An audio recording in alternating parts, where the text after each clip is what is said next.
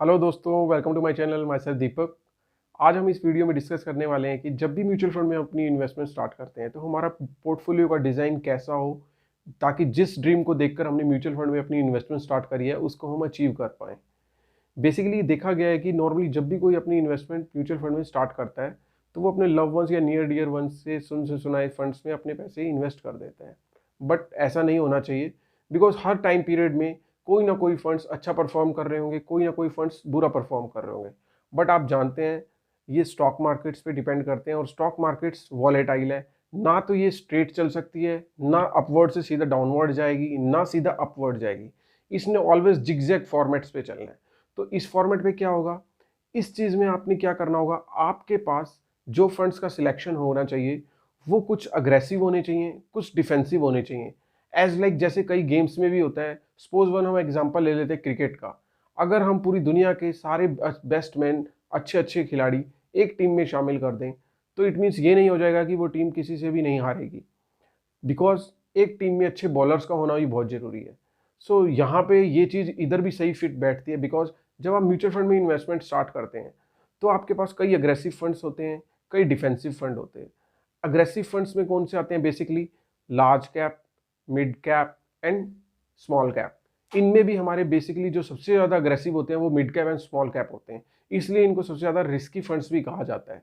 और ये all age criteria के लिए सही नहीं बैठते हैं।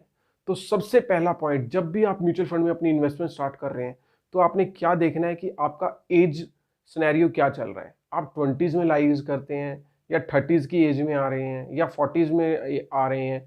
तो यहाँ पे डिपेंड करता है कि आपका कौन सी एज क्राइटेरिया है, बिकॉज एज क्राइटेरिया के बिहाफ पे ही आपका टेन्योर डिसाइड होगा कि आपके पास कितने लंबे टाइम तक के लिए आप अपनी इन्वेस्टमेंट को जारी रख सकते हैं, या जारी रखने का जितना भी आपने डिसाइड किया हुआ है कि मैं इतने टाइम तक की अपना म्यूचुअल फंड्स में इन्वेस्टमेंट रखूंगा। बेसिकली जब भी आप म्यूचुअल फंड में अपनी इन्वेस्टमेंट करें तो इस चीज़ का जरूर ध्यान रखें, म्यूचुअल फंड शॉर्ट टर्म में आपको बेनिफिट्स नहीं प्रोवाइड कर सकते उतने जितना लॉन्ग टर्म में प्रोवाइड कर सकते हैं।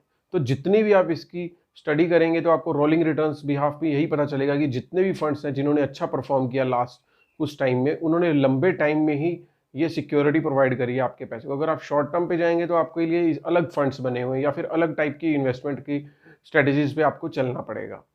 अब यहाँ पे सेकंड चीज़ क्या मैटर करती है, वो चीज़ है आपकी रिस्क एपिटाइट, मतलब आप कितना रिस्क लेकर चल सकते हैं।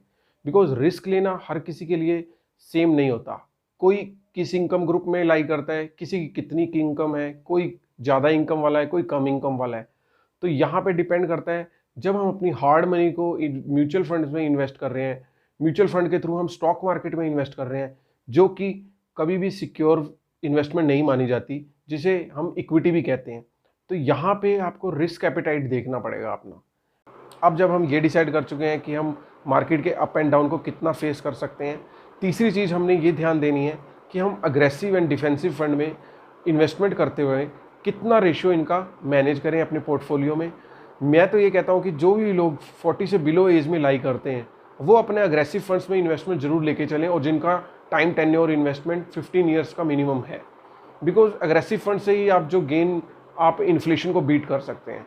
लेकिन यहाँ पे सबसे ध्यान देने वाली बात यह है कि आपने कितना रेशियो है अपनी इन्वेस्टमेंट का उनमें इन्वेस्ट किया हुआ है, ये भी आपको देखने वाली बात होगी। बिकॉज अगर आप अर्ली 20s में अपनी इन्वेस्टमेंट स्टार्ट करते हैं तो अपना mid cap and small cap में अपना इन्वेस्टमेंट का रेशियो ज़्यादा रखकर भी आप काफ़ी सिक्योर होकर चल सकते हैं। लेकिन आप 30s को क्रॉस कर चुके हैं तो आपको जो रेशियो अपना इन्वेस्टमेंट का है उनमें अग्रेसिव फंड्स में थोड़ा कम रखना है, जब और लार्ज कैप इंडेक्स फंड्स में आप इसको ज़्यादा रख सकते हैं। अब बात आती है कि हम किस टाइप के फंड्स को अपने पोर्टफोलियो में जगह दें। मेरे हिसाब से आपके लिए सिर्फ 2 से 4 फंड बहुत होते हैं एक पोर्टफोलियो में।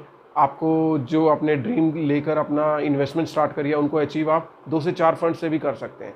यहाँ पे देखने वाली बात ये होती है कि हम सुने सुनाए फंड्स में इन्वेस्टमेंट करते चलते हैं जो कि उस टाइम टेन्योर पे काफ़ी अच्छा परफॉर्म कर रहे होते हैं। मैं ये नहीं कह रहा कि उन फंड्स में हमें इन्वेस्टमेंट करने से काफ़ी लॉस हो जाएगा, लेकिन हमें ये देख कर चलना पड़ेगा कि हम जिन फंड्स में पैसा लगा रहे हैं, कहीं वो जो जिन स्टॉक्स में आगे वो फंड्स अपना पैसा इन्वेस्ट कर रहे हैं तो वो कहीं सिमिलर ना हो। बिकॉज अगर वो सिमिलर हुए तो सपोज वन क्या होगा, एक फंड गिरेगा तो दूसरा फंड भी नीचे गिरेगा। तो हमने यहाँ पे ये भी देखना है कि आपका पोर्टफोलियो प्रॉपर वे में पूरा डाइवर्सिफाइड हो। इसके लिए मैं आपको एक लिंक प्रोवाइड कर दूंगा डिस्क्रिप्शन बॉक्स में, जहाँ पर आप जाकर ये चेक कर सकते हैं कि आपका फंड ओवरलैप कितना है। ठीक है, यहाँ पे आपने इस चीज़ को भी ज़रूर चेक करना है अपने फंड सिलेक्शन के टाइम पे। अब आती है बात कि किस किस फंड्स को हम मेनली अब जगह दे सकते हैं पोर्टफोलियो में।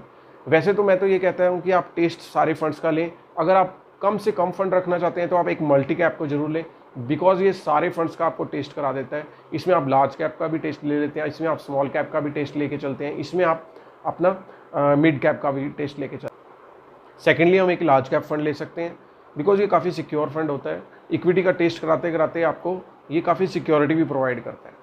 अब बात आती है कि हम इसके अलावा कौन सा फंड लें। इसके अलावा अगर आप टैक्स में आते हैं तो आप एक टैक्स सेवर फंड्स को ले सकते हैं, या फिर अगर आप एक किसी पर्टिकुलर थीम्स या किसी सेक्टर को फॉलो कर रहे हैं जिसकी आपको नॉलेज है अगर, तो आप एक थीमेटिक फंड भी ले सकते हैं। बेसिकली मैं ये 40 से बिलो वालों को ही रिकमेंड करूँगा, क्योंकि एक फील्ड जब भी कभी टॉप पे जाता है तो ऐसा नहीं है कि वो ऑल टाइम पे ही अच्छा परफॉर्म करता रहेगा।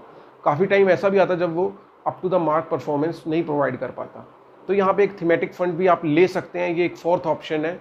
तो आप इसको अगर ऐड करना चाहें तो ऐड कर सकते हैं। हाँ, अब अर्ली 20s की अगर हम बात करने या फिर 30-35 एज तक के लोगों के लिए मैं उनको कहना चाहता हूँ कि आप एक स्मॉल कैप भी लें, एक मिड कैप भी लें, एक मल्टी कैप लें, और एक आप अपना थीमेटिक फंड भी लेना चाहें तो ले सकते हैं, या फिर एक टैक्स सेवर फंड ले सकते हैं। यहाँ पे देखने वाली बात होती है कि अगर आपकी एज छोटी है तो आप small cap and mid cap में अपने इन्वेस्टमेंट का रेशियो ज़्यादा रख सकते हैं, और रेदर देन आप 30 या 35 में हैं उनके कंपैरिजन में आप काफ़ी सिक्योर हैं, क्योंकि आपके पास टाइम टेन्योर काफ़ी लंबा है।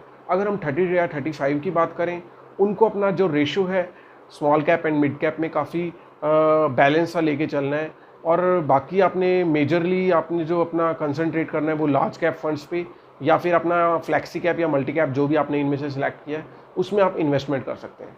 सो दोस्तों, इस टाइप से आप अपने पोर्टफोलियो का प्रॉपर डिज़ाइन कर सकते हैं। अगर आपको ये वीडियो अच्छा लगा हो, अगर ये आपके पोर्टफोलियो मेकिंग में आपकी हेल्प करे, सो प्लीज़ नीचे कमेंट बॉक्स में ये ज़रूर बताइएगा आपको वीडियो कैसा लगा। तो दोस्तों, टिल देन बाय बाय।